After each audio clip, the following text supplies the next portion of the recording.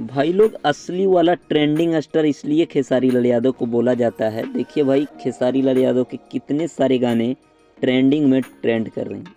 छठ के भाई स्पेशल छठ गीत देखिए, 1 वाला, 2 वाला, 3 गाना, 4 गाना, भाई टोटल 4 से 5 गाना खेसारी लाल यादव का ट्रेंडिंग सेशन में ट्रेंड कर रहा है। ये दिखाता है कि भोजपुरी के आन बान शान हैं हमारे ट्रेंडिंग स्टार खेसारी लाल यादव। खेसारी लाल यादव के जितने भी गाने आते हैं भाई, ट्रेंडिंग में जब तक नहीं जाएंगे उसके फैंस छोड़ने वाले नहीं। देखिए ये गाना छठ पूजा का स्पेशल है, आया है, ट्रेंड कर रहा है, और दूसरा भी गाना ट्रेंड कर रहा है, तीसरा भी गाना ट्रेंड कर रहा है। तो ये दिखाता है खेसारी लाल यादव ट्रेंडिंग के एकदम बादशाह है। इसको भाई ट्रेंडिंग लिस्ट से कोई हटा नहीं सकता।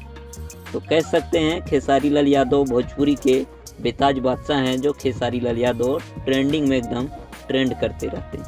तो ये जलवा है अपना खेसारी लाल यादव के फैंस का।